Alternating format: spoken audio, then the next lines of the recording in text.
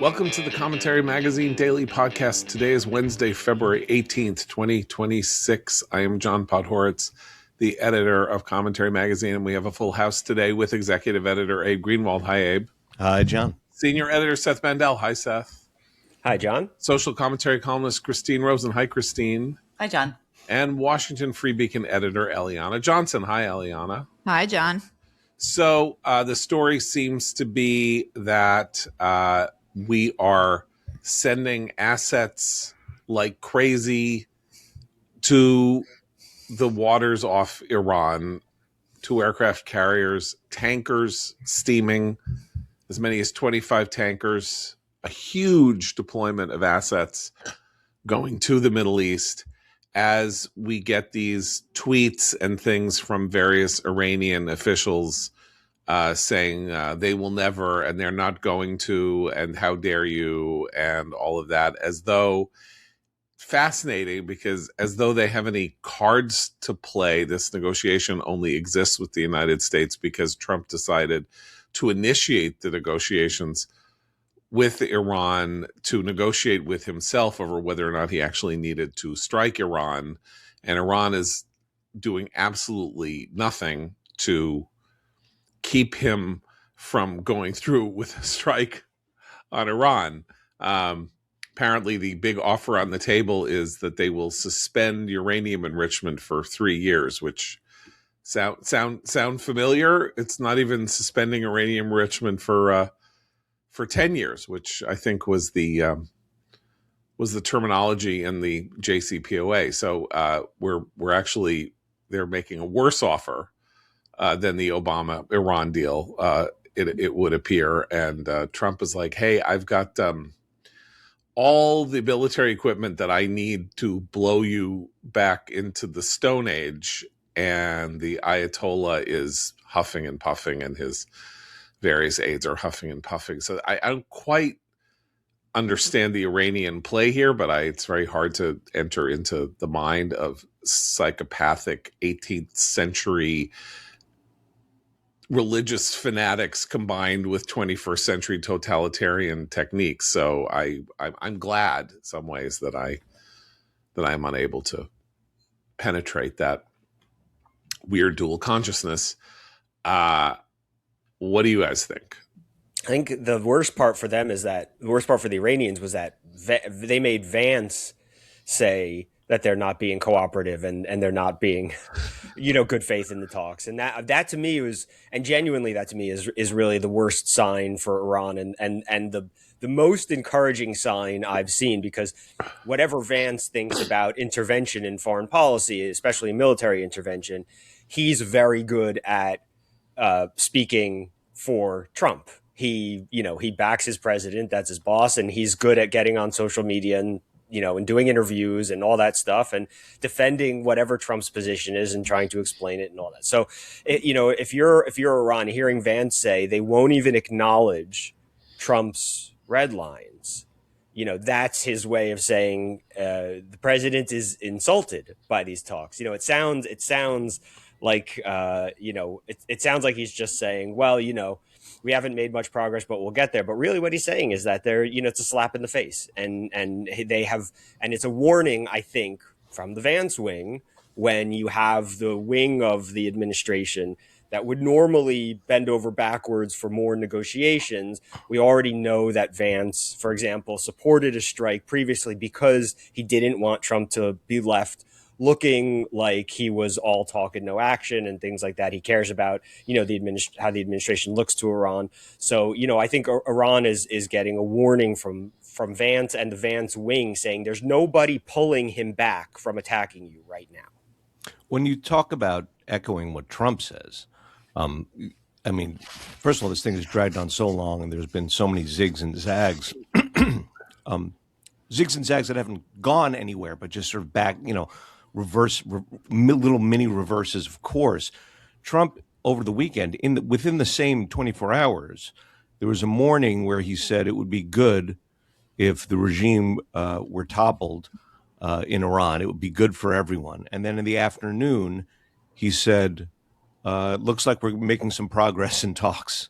So I don't know how you echo Trump at the moment.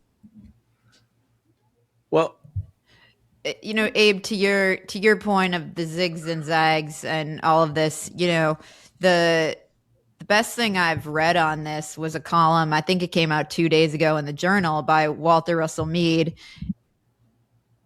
who wasn't advocating for any particular course of action on this, but just noted that the whole way this is played out over a course of months with Trump, he's sending the USS Gerald Ford to the region, which is actually the very instrument of Maduro's demise, but also prolonging this crisis where he is at the center.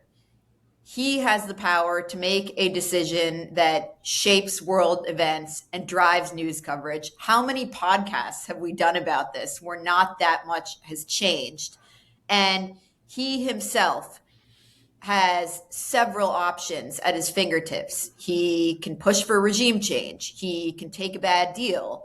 He can let Israel make the first move and come in at the end like he did with Midnight Hammer, and take credit for much of what was done. He can back off and let the mullahs survive. But through it all, he's the most powerful and visible leader in the world, controlling the fate of a nation. And Walter's point in the column is that this is where Trump likes to live. And it explains a lot about why we're seeing these prolonged negotiations, in addition to getting our forces in the region, which increases his optionality. And that really did help me understand what we're seeing here. If his ultimate intention is regime change, if he is not simply completely at loose ends and having different perspectives in the morning and then the afternoon, the future history of this moment might be that the Pentagon or his war planners said, we really need 6 to 8 weeks to get all of our stuff in place. So you just basically, since we started the clock at the beginning of January, you're going to need to vamp, or you're going to need to keep this up while we get everything, while we line up all our ducks, and so that we can knock them down in a row. And Israel may need 6 to 8 weeks to get itself prepared in some fashion or other, in ways that we don't know. There is always that possibility that this is sort of was baked in the cake the minute that he started going down the road with, I've had enough of Iran, I've had enough of their behavior, starting at the end of December.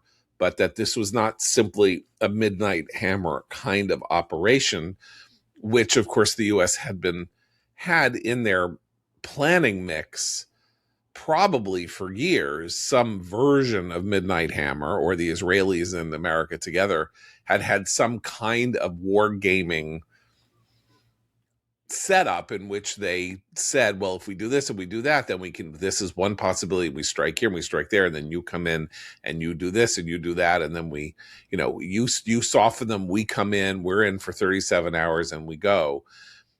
That seems to me to be more likely than I had thought a couple of days ago, in part because of this movement of the tankers. So when you are deploying assets, ordinarily you send your big gun, literally the big guns of the Navy or the aircraft carriers. But if you're actually going to start moving in secondary and tertiary equipment, bombers that or material or stuff like that that's not on the aircraft carriers, that may have other uses, including, I don't know, amphibious landings. I don't even know what all of that would be. That's the 150 cargo ships are the thing that changed. It's not just a destroyer or two. It's the cargo ships that are the supply that can have ammunition, that can resupply existing ships out there. And the fighter jets. I think the movement of 50 fighter jets was also indicative of a more serious escalation. And it's interesting to me, I think the Iranian regime's response which is to start negotiating with Trump as if he's Obama, is a sign of weakness. I mean, suddenly they're talking about nuclear enrichment and uranium enrichment. No, we're past that, because obviously they're not doing anything right now because of the Operation Midnight Hammer and the fact that we're just off their coast. So suggesting now that if you just let us do this, with an oversight committee, and we'll do a little bit here and there. I mean, it's like a husband telling his wife, I'll only cheat on you on the weekends, I promise. It's not during the week. I mean, nobody's buying this anymore. And obviously this is where Trump's canniness about keeping his opponent on the back foot and insecure about what he's intending is good. I do think that red line, I wonder how much the red line issue is for him personally, fueling this increased talk of hostility. I think it bugs him when people say that's just like Obama and you look weak and you have not followed through on your commitment. And it is bad, just from a sort of standpoint of what the US's role in the world is, to promise help to people who are being fired upon by their own government and then do nothing. So but you're right, it could have just been the time needed for the buildup. In 1990, when Iraq invaded Kuwait, which I believe was August 5th or something like that of 1990, we did not actually go to war until January of 91.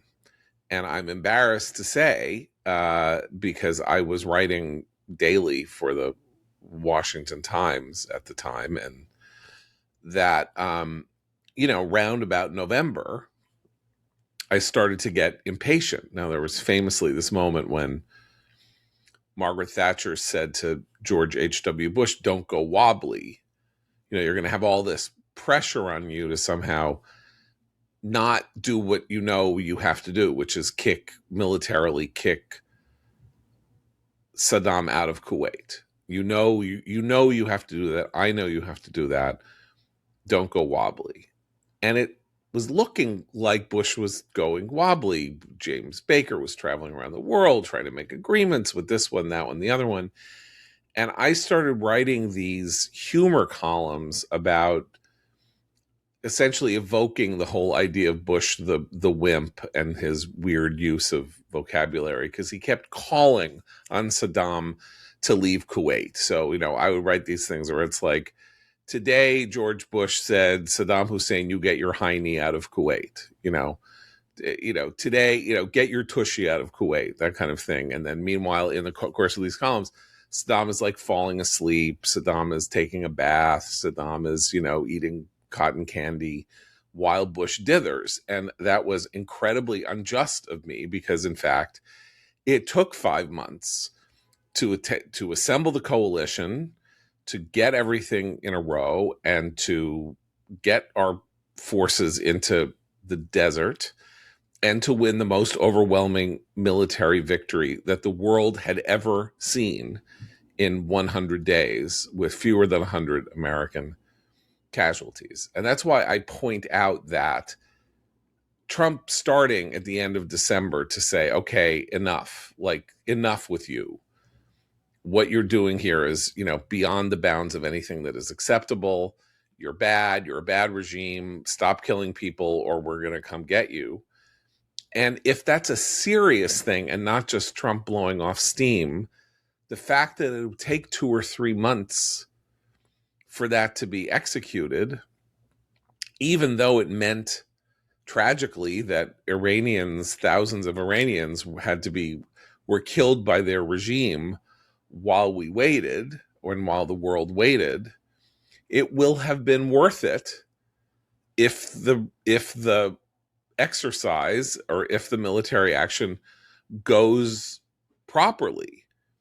It's understandable that you don't want to go into a situation in which you're taking out a regime that has been entrenched for 46 years, that governs a nation of 90 million people, where it has shown unbelievable ruthlessness and an ability to tamp down revolutionary or regime change fervor inside the place time and time and time and time again, that if you're going to do it, it's going to have to be a major action with a lot of different components.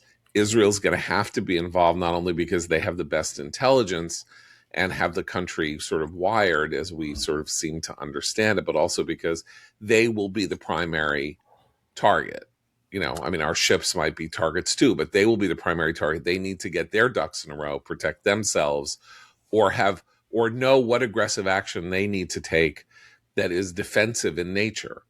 So this is a moment at which we could learn that Trump has learned on foreign policy, that you don't just go off half-assed, that this is a different matter from extracting Maduro, right? Or hitting Soleimani, or even doing Operation Midnight Hammer, which involved active American kinetic action for a day and a half. This is something else. And that if we're going to do it, we have to do it. We have to do it seriously. And that would actually be very reassuring if Trump has matured as president to the point at which he says, okay, if I have X purpose, here are the Y strategies to achieve that purpose. And I'm the only one who set the clock. There is no clock, in fact, it's always 2 weeks with him, so it doesn't. Right. But I mean, there's no clock for Iranian regime change. It's not like we need to get it done by June, or it's going to be too hot, or that's when they're going to have their 100th anniversary. It's like in a movie or something like it would be. Well, it is the beginning of Ramadan, so I mean, maybe he's timing it to. I don't know, but it's always like we have to do it now because according to the ticking clock plot, in the third act, they're going to bring the new weapon online. Right? Top Gun Maverick. It's like, we got to hit this facility before the new weapon goes online, and then they'll have the new weapon. There is no new weapon. There is not. This is a war of choice if we actually go to war. And therefore, if it's a war of choice, you go at the time of your choosing. But it seems to me Trump still has the option of striking in something short of a regime change operation. And I think that may be very appealing to him for obvious reasons. He could go at where intelligence believes the Iranians have moved the nuclear program to. He could go after where the Iranians are building up their ballistic missiles, and he could, at the same time, hit a bunch of all sorts of regime targets without planning like a historic, without bringing in the discombobulator and pulling out the supreme leader. No, the discombobulator is the short game, right? That's the discombobulator is what you use if you're only going in for 5 hours. That's right. But he is obviously providing himself with a range of options with the fighter pilots and the carriers and the tankers and the other material that's coming in. So if he wants to go play a short game, he can play a short game. If he wants to play a long game, he will have the necessary equipment to play the long game. So again, a more, I don't know what you would call it. I mean, I was calling it mature, but he is almost 80 years old. That's not the right word. It's a more seasoned classical projection of power set of moves to keep your options open. And can we just appreciate for a moment the fact that this is all possible? Like the fact that Iran has been so weakened by the U.S.-Israel strikes and the mini war, and the fact that the U.S. was even able to put together a coalition to shoot down Iranian missiles, and that included Europe and Jordan, Arab states and European countries.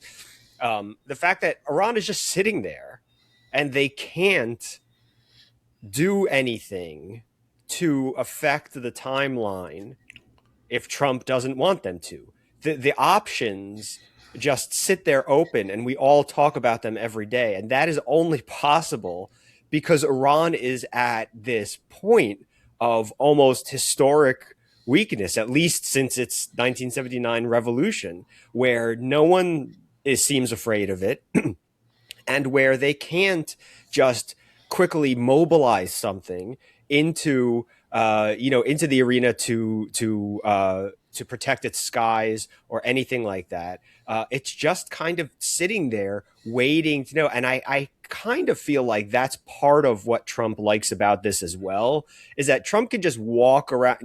There was like the old show How I Met Your Mother had this thing called a slap bet, where if you lost the bet, the person you lost the bet to was allowed to slap you 10 times there, or only 5 times, but they could be whenever they wanted. And the idea was that the 5 slaps were infinitely more painful than 10 right away, because you lived in fear. Because anytime they were allowed to slap you and you never knew when the slap was coming. That's what Trump is doing to Iran, that he can just sashay back and forth around here, wind up, pull the punch back. And there's something about this also that is really demonstrating Iran's weakness. And I think that that's part of it too. That's part of why he's not feeling that pressured, because what's Iran going to do? Push a button that stops him? We should talk about why Iran is weak, because Iran is not only historically weak in this circumstance because of Operation Midnight Hammer taking out the nuclear program and a lot of the ballistic missiles. It's weak because of the clearly, fatal miscalculation of October 7th, by which I mean, this is true of wars. This is, just reading about World War I being the classic, that the people who start wars and lose them, as opposed to the people who start wars and win them, always operate on the basis of some horrific grand miscalculation in which they underestimate the degree of the response or the resistance or the blowback. And there has rarely been anything as historically ruinous to the ambitions of an aggressor than the Israeli response, followed and then joined in by the United States response to October 7th. Look, aside from the position that Hamas now finds itself in, Hezbollah is all but destroyed. I mean, it's still there, but it's a shadow of its former self. The Iranian-backed Syrian forces are, the Syrian government is gone. The Houthis are quiescent. The West Bank version of Hamas, or whoever it is that speaks to Iran among the Palestinians on the West Bank, have gone silent. Iran's projection of power outside its borders through terrorist activity has essentially been quelled, as far as we can tell. All of that a direct result, if this were October 6th still, all of those assets would be in place, all of that forward projection power would be there, and they could turn it on and off at will, depending on what it was that they needed to do, because massive measures wouldn't have been taken against these very carefully, decades-long planned Iranian pre-positioned assets around the Middle East. Hezbollah has been at work planting, digging itself into Lebanon for 40 years. Hamas has been digging itself into Gaza for really 30 years or 35 years. The Houthi timeline, I don't quite know. The Iranian terror proxy system has been in place for nearly since the regime began. It's all gone. Now, we don't really know what the circumstances are of Iran giving Hamas the green light on October 7th, if they did, if they didn't, or whatever. But this is a unique... Whatever the case, they had built up this proxy that carried out October 7th, whether or not they explicitly gave the green light. I think it actually goes beyond what you're saying, John, in that Hamas identified this vulnerability with Israel, of Israel underestimating its capabilities. and they were able to exploit that on October 7th.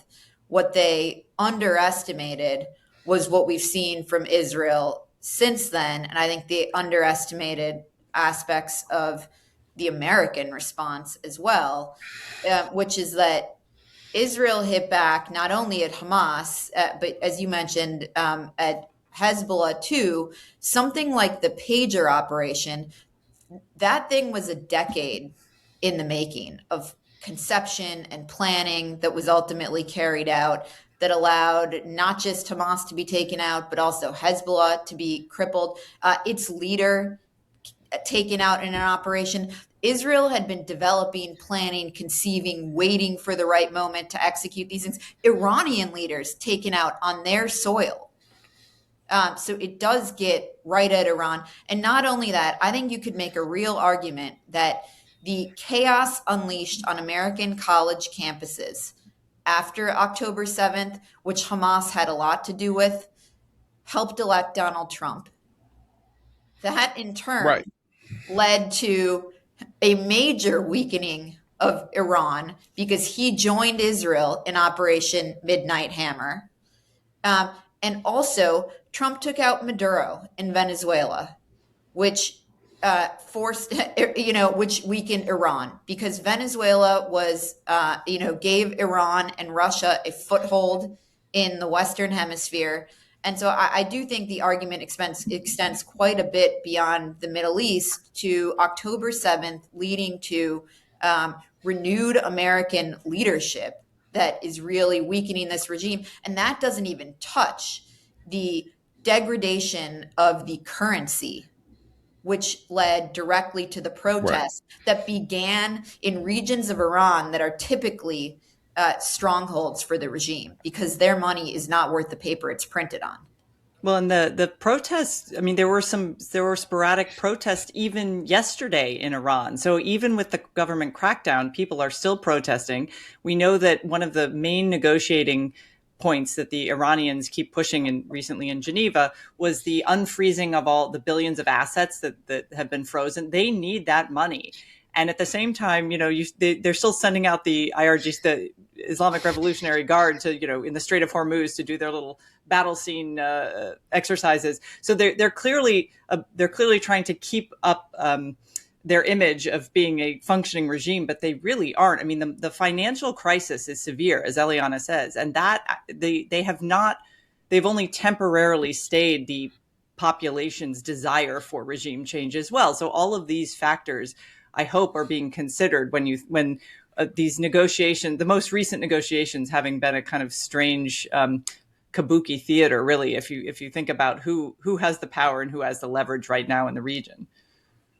If it would seem to me, again, I can't get into the heads of the mullahs, so I really can't, but it would seem, just from their public statements, that their strategy is to be a player in the effort to provide Trump with an off-ramp from the military action that they don't know whether or not he wishes to take. The weirdness of them is that they are not more eagerly trying to provide that off-ramp. This is where it gets into, you can't get into their heads, because I think part of it is projecting domestically, because the hits they've taken to the nuclear program and on the international stage, I think, have weakened the regime internally. And part of this is domestic bluster aimed at an domestic audience. But what I mean is, if they think that Trump wants to announce that he's made a deal, they should sweeten the deal. Like they may be overestimating again, or underestimating either Trump's resolve or his belligerence, or overestimating what they think is his non-interventionism. Because whatever else you can say about Trump, and again, I commend to everybody, as I did yesterday, Todd Lindbergh and Corbin Teague's piece on the age of Trump in the March commentary. whatever he is, he's not a non-interventionist.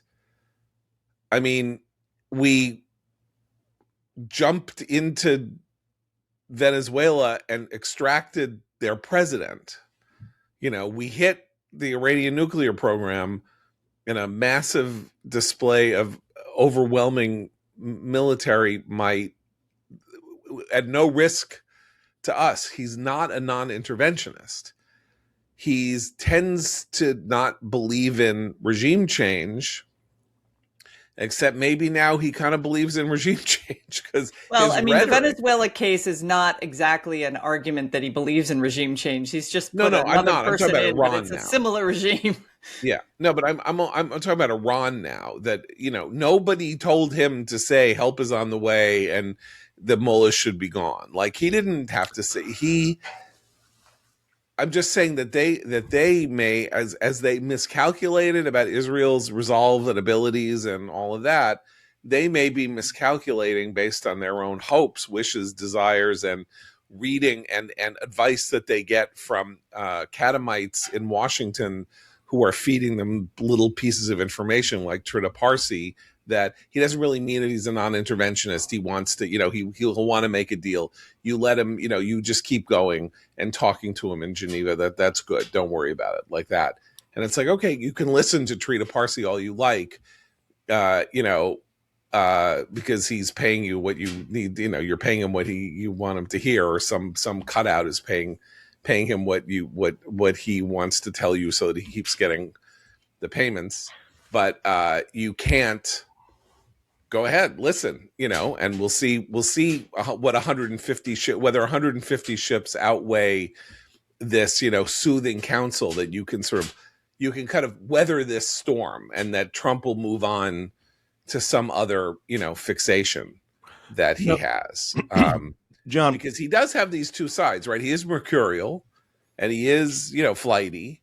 And on the other end, he's also the guy who can't not stop talking about the election of 2020 also. Like he's got OCD qualities also, and he fixates on things and doesn't let these, like a dog with a bone, he won't let go. So we don't know what Iran is to him. Is it something that's like, oh man, I really shouldn't have gotten into this in the first place? Or is it he's got the bone in his teeth and he's gnawing and he's gnawing and he's gnawing, and then he's really gonna work it through? When you talk about not being able to get into the mullahs' heads, I think one thing we should consider, and that we cannot overestimate, is the possibility that this is about, still to them, revolutionary zeal. The Iranian Revolution was supposed to be a global Islamist revolution. The regime has been in place for almost half a century. They did manage to build up this sort of regional mini empire that has taken the massive hits that you've spoken about. The thinking could be, I think is likely to be, we are here and we are not going down without a fight.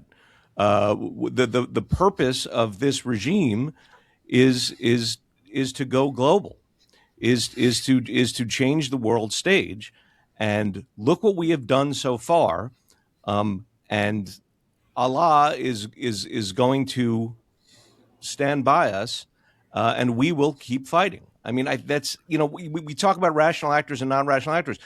Got to remember what this regime really is at heart.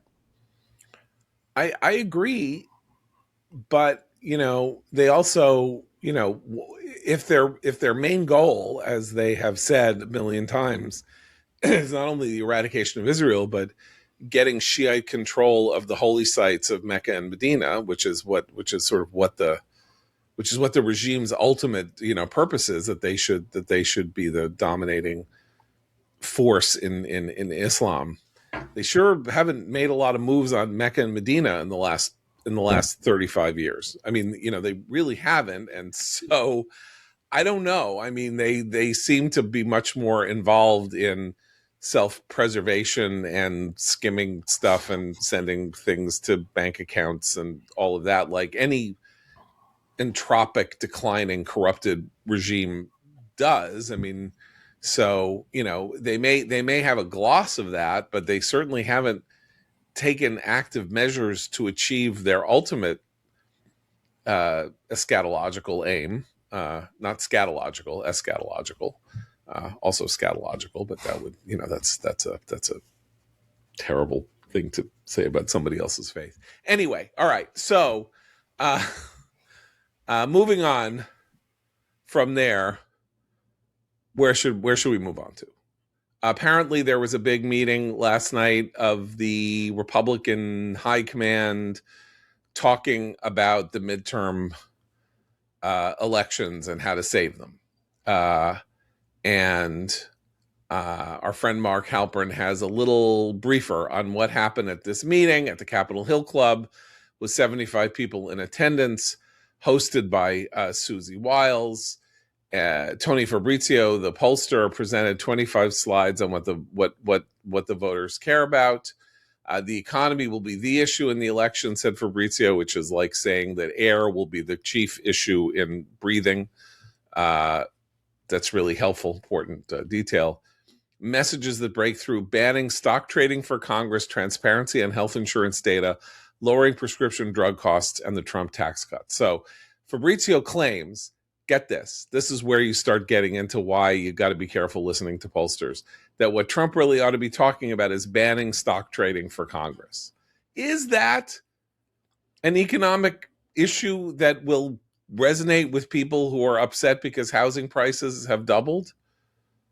Maybe, I don't know. That doesn't seem to me. It seems to me to be a side issue, not the main issue. I think he's trying to find a way around affordability as a phrase that he uses, since he already sort of blew up that opportunity during Mamdani's run for New York City mayor, and dismissed it and whatnot. They're trying to carve out a way to talk about the economy that claims some success for the administration's policies, ignores the still looming potential chaos caused by all the tariffs, and doesn't get too much in the weeds in terms of the instability that a lot of people feel, particularly lower middle class, working class parts of the coalition. So I think the uncertainty caused in part by Trump's chaotic tariff policies is the one thing they want to avoid, but they need a different look. Nobody thinks these guys, congressmen, should be getting rich on trading doing insider trading as members of Congress. That is a very minor issue compared to the daily grind people are facing with energy prices increasing, housing prices remaining a little bit nuts. Now, the economy obviously has shown some promising glimmers of recovery, but it's the general uncertainty that I think they've got to address. And he's pretty bad at that. He goes off script and just starts boasting about what he's done. And that's not what people want to hear right now. Also, I think, how can Trump go on a rampage against lawmakers trading stocks? I mean, if he does that, he's dead.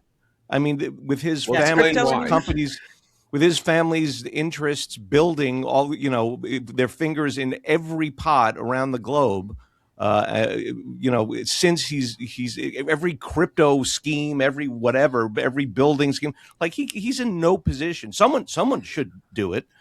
He's not the guy.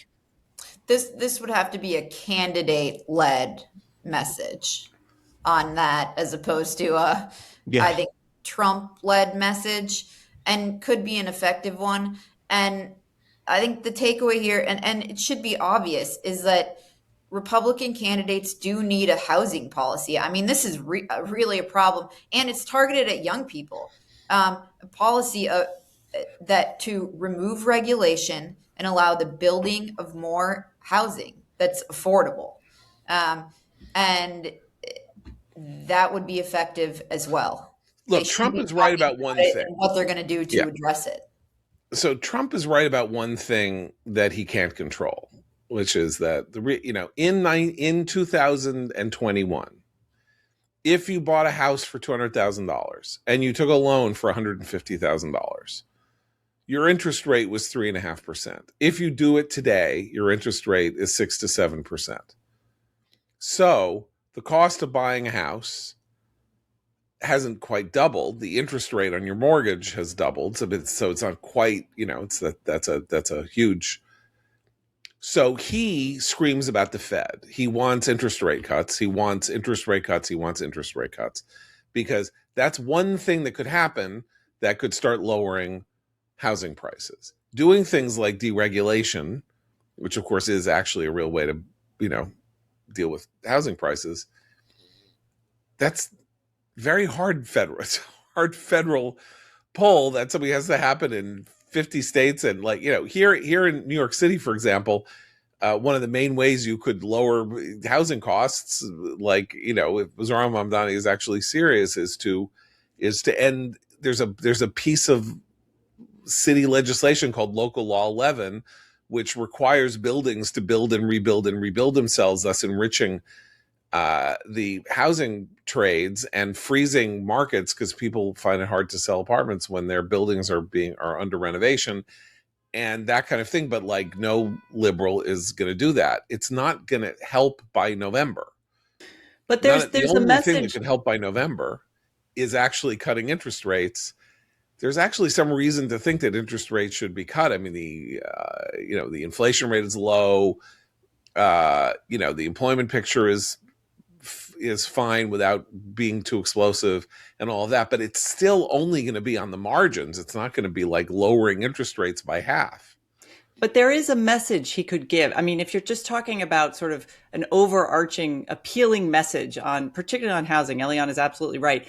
It's, let us make more of you. We want people to be owners. We want an ownership class, and everyone should be able to be an owner if they want to be. And that hits at regulation. It hits at this demonization of landlords that we've seen from the left, where people who might have a couple of apartments they rent out, they will, in cities like New York and elsewhere, in DC here too, they will often rather keep their apartments empty than deal with the regulations, deal with the kind of tenants' rights people who will squat in their apartments for 2 years without paying a dime of rent, destroy the apartment, and still be the ones that the court say, oh, that's fine, they don't owe you a dime. They are losing money. So they'd rather have an empty apartment than rent it out. So that contributes to the housing crisis. But for Trump to say, we want to build, as Eliane, buildership and ownership are very positive messages. So even in an economy that has a lot of uncertainty, saying, particularly to younger people, here's the path to ownership. Here's we have all these other factors, obviously interest rates being one, but let's get rid of the stuff that we can get rid of that prevents you from being part of the ownership class. There's no reason he can't do that. That's a classic Republican message.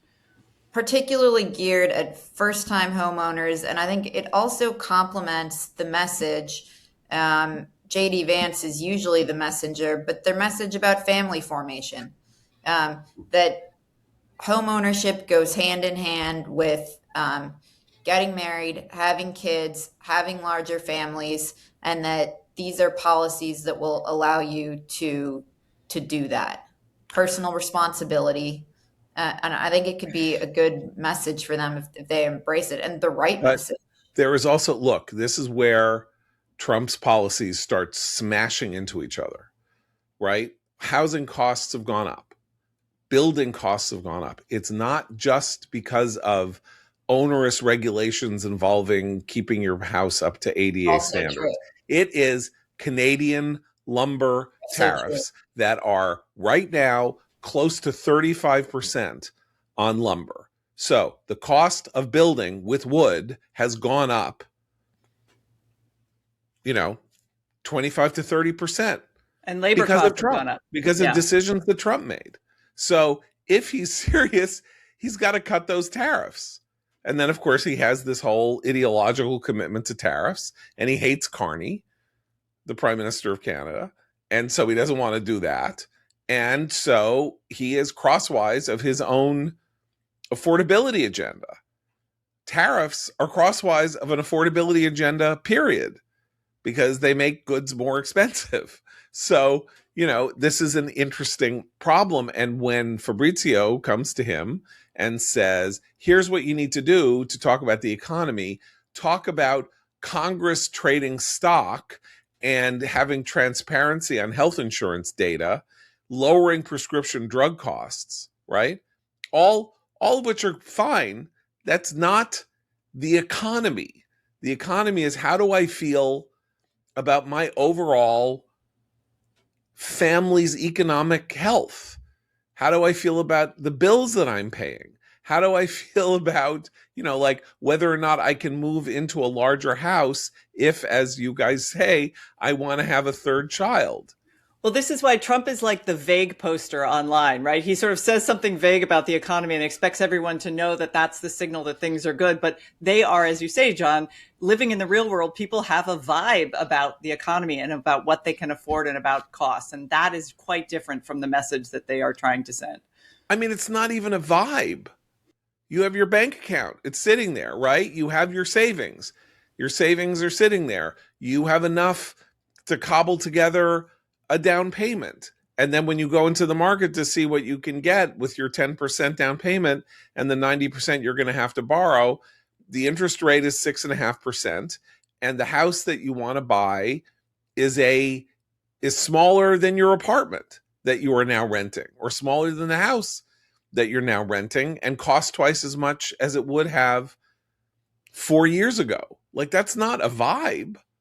That's just like, okay. No, I'm thinking vibe in terms of how people feel about their own income and about the possibilities in the future for future planning, not just home ownership, but can I afford to send my kids to summer camp? Can we go on a vacation this year? Can we do the things that we have generally felt are possible for our means, but now seem beyond them? Right. Yeah. I mean, I think he'll do himself a favor just by even looking like he's trying to fix those things and cares about those things and is paying attention to them, because his numbers on foreign policy, his poll numbers on foreign policy are hurting because people are answering the question to pollsters, is Trump paying attention to the things that you most care about, in the negative, right? People in the public are saying, I feel like he's obsessed with Greenland at the expense of, paying attention to the economy. I feel like he's drawing up plans to kidnap people like Maduro at the expense of, I feel like he's distracted from me. And those are things, to my mind, I think that's the public's way of saying we don't necessarily have a problem with, shutting up Nicolas Maduro. We don't have a problem. Well, the Greenland stuff, I think the public really just does hate. But the Iran stuff, when you strike Iran and it appears to be successful, it polls well. That's just the way American foreign policy works. If it looks like a success, so he has, I think, an opportunity to bridge some of the gap without really being a magician and turning the economy around in several different ways. I think there's a vibe there that his mind is elsewhere. He's abroad. And if he can find a way to turn that around, he will probably see the numbers go up on both of those things. And that will buoy Republicans across the board. I mean, remember, he did complain after the election. He did famously complain, I'm sick of talking about the price of apples. I'm sick of hearing about the price of apples. He doesn't like to, but he's got to get back to the price of apples. And you might see everything level out a bit more. Two things. One is that he has a big opportunity, though I don't know how he's going to handle it. And it's a big opportunity. It's a jujitsu opportunity, which is that we have the 250th anniversary of the United States coming up on July 4th, 2026. And Democrats are in a uniquely bad place to celebrate this country and its achievements and its, and the glories of being an American and the singularity of the American political experiment because of their own ideological commitment to the idea that we stink. And they don't know how to get out of their own way. They want to talk about how one of the great things about this country is that we get to talk about how we stink and we suck and everything sucks and white people suck and men suck and the economy is unjust. And that's what the kind of elites will do in the 6 to 8 weeks before the 250th anniversary, which gives Republicans an enormous opportunity and a field to run on as patriots, advocates of the United States, supporters of the United States. But of course, the weird thing is that the woke right and people like that basically are exactly where the Democrats are on these sorts of issues and can overshadow that message. And Trump always has the ability to overshadow that message by saying America's great and Democrats stink and everybody who didn't vote for me stinks and I won in 2020 and you all stink and everything is terrible. So it's an opportunity that he could boot. That one of the things in 1976, when Ford, who was not elected to anything, was the Republican nominee for president, and Carter was the outsider Democratic nominee for president. Carter was 30 points up on Ford at the beginning of the summer of 1976. And then came the bicentennial celebrations. And I was there, and it was a huge national outpouring a year after Vietnam, the loss in Vietnam and stuff. It was a huge national outpouring of love for country and love for America, and the idea that our best days were not behind us and that we still had a future that we could look proudly to. And Democrats didn't handle it well. And Ford made up 30 points from the summer until election day. Now, there were all kinds of reasons that was the case, but that the vibe about what country do we live in? Now, this is a midterm, it's not a presidential year, and all of that. But if Republicans could achieve the patriotic vibe this year and take advantage of the fact that the Democratic Party now believes that the United States is a net force for bad in the world, and that we say that we're not, and all of that, that could have some benefit. But, like I say, I don't know that Republicans are in a place to do that either. Two last points. One, according to Mark Halpern's report from this meeting, the only way Republicans will lose the Senate majority is if Democrats take 50 House seats. So I think that was supposed to be reassuring. I do want to point out that in 1994, Bill Clinton lost 52 House seats. In 2010, Barack Obama lost 63 House seats. In 2018, Trump lost 40 House seats. Now, that 40 isn't 50. Maybe this math is correct, so it has to be 50 in order for them to lose. What do they need to do? Democrats need to net 4? Is that it? They need to net 4 Senate seats in order to take control of the Senate. In 2014, Republicans won 9 Senate seats and 32 House seats or something like that. So I don't think that's a reassuring number. I don't think that people should look at this and say that the Senate is out of reach for Democrats at all, though I think that was sort of the intention.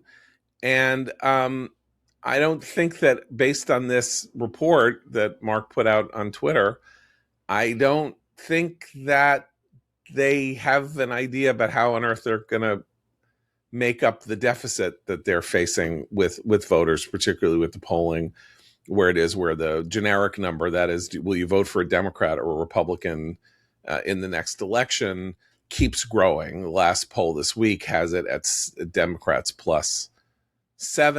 It's up from Democrats plus. Every poll shows the gap widening in Democrats' favor on the generic ballot. So it's just interesting data that when Republicans are talking among Republicans, it doesn't sound like they have that much to offer themselves as with an agenda going forward. But yeah, if we win, if we have a successful Iran move combined with what appears to be a successful move on Venezuela and all of that, of course that will have a positive effect on Trump. I mean, America will have projected power. He will have these successes under his belt, and that will be something along with the bicentennial,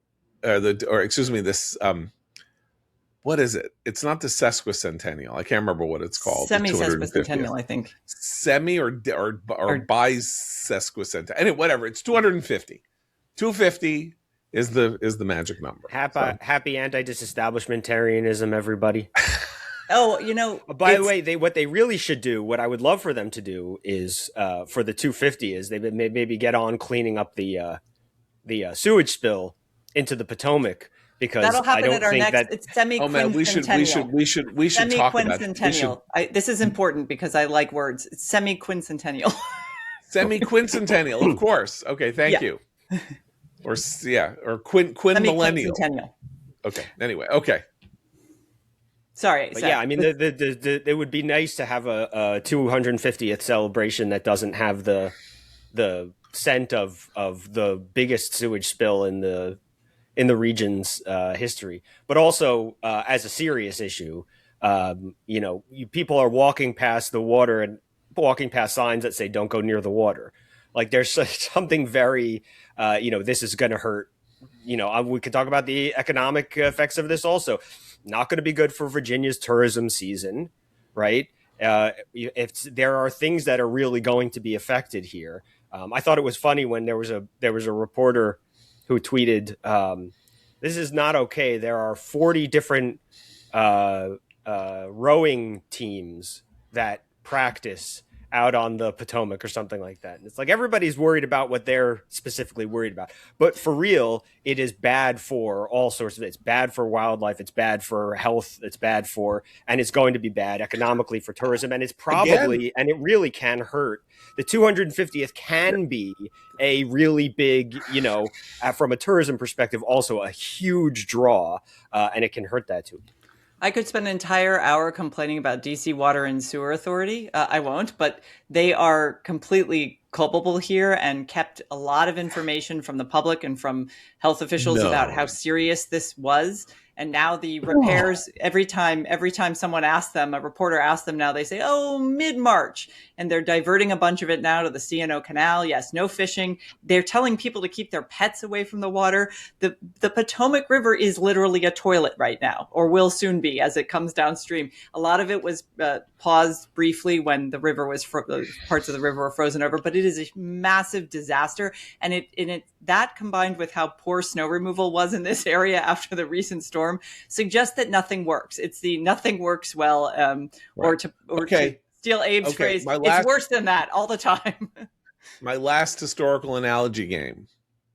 Presidents get undone by local environmental crises that they have no responsibility for whatsoever. This happens time and again, that it creates a bad mood in various places and stories build. This story about the Potomac is not well known outside of the DC area, but it will be. And you go event after event, hurricanes, the Deepwater Horizon oil crisis, which of course Obama had literally nothing to do with. He didn't do it. A pipe blew 5,000 feet under the surface of the Gulf of Mexico, and it was really bad for Obama politically. Yeah, and then they just kept counting every day. This is the 14th day that the pipe is burst, as if every day Obama is wasting. Yeah, and of course hurricanes. It's like the president somehow is responsible for hurricanes. Right. But people do get annoyed and upset politically when hurricanes do damage, and it's hard for them to clean up and all of that. Like it's not a joke. It's a political reality that has knock-on effects, and Trump and the Republicans are unlucky to be in power, even when the Potomac River crisis involves a Democratic regime in Maryland and obviously a deep blue city in DC, and somehow shouldn't necessarily have the effect that it's having or might have. But there's nothing you can do about it. If the weather is bad, it's bad for the party in power on election day. Like, that's just the way things are. All right, we'll leave it there. We'll be back tomorrow. For Eliana, Abe, Seth, and Christine, I'm John Podhoretz. Keep the candle burning.